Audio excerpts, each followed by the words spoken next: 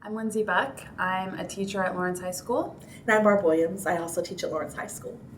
And Barb and I were part of a problem-solving group this summer that decided that we wanted to find a way to better support our homeless population here at Lawrence High.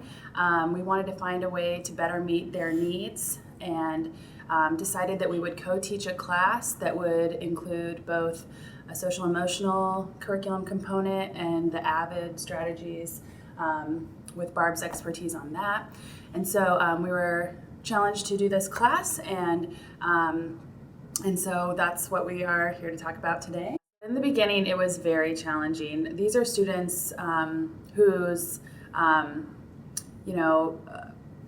past or experiences are such that they've really seen some tough times and been through some challenging experiences, and even their current situation. A lot of them, in shelter homes and things, they've had a rough go, and so they've been to some of them, 12 schools in 3 years, or Yeah. 4 schools in 2 years, and there's no trust. They come here and they just think they're not going to be here very long, and so why should I buy in? Why should I even care? Yeah.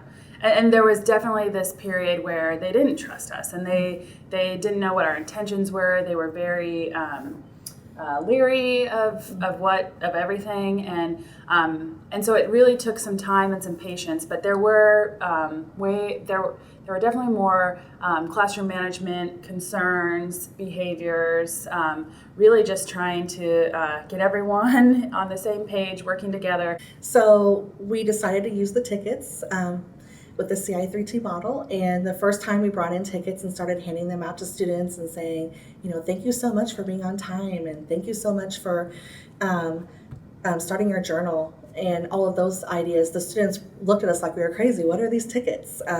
What do they mean? Why should I care about this ticket? And so we encouraged them constantly to put them in the prize boxes in the building, and they still didn't quite have the buy-in.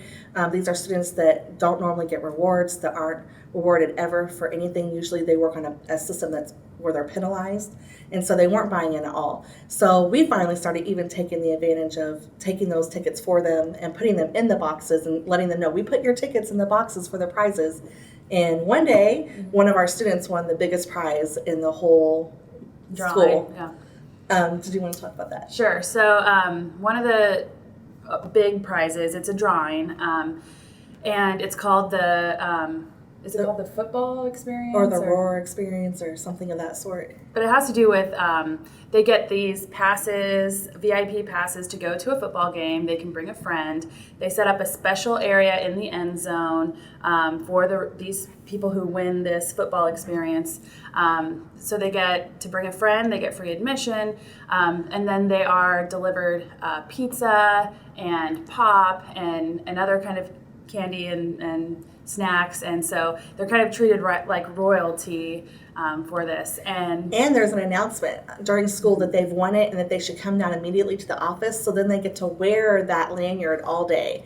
So lanyard. Our student walks in with that lanyard, and his peer that he's bringing with him walks in with that lanyard too, and all of a sudden there's a big turnaround with these tickets. We started noticing our students saying, Miss Williams, Miss Buck, do you see I'm starting my journal? Will I get a ticket for that sometime soon? And it became, they saw something real in it, and it started making a change in our classroom and turned positive, I guess. Yeah, so that now they treat them like currency. They treat it like something that's very valuable. They love getting the tickets, and we have noticed a difference.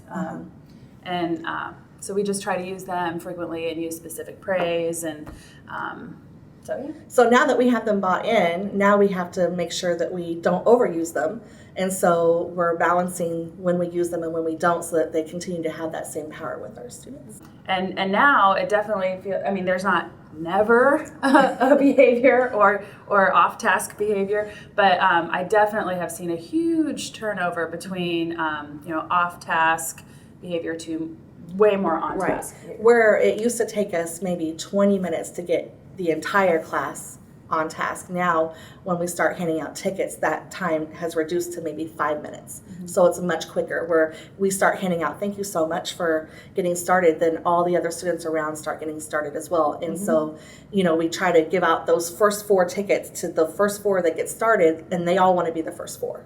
So, and I guess the moral of the story is, if it works with this particular group of students, it can work with any student. These are probably the most hardest students to convince that this type of process is valuable to student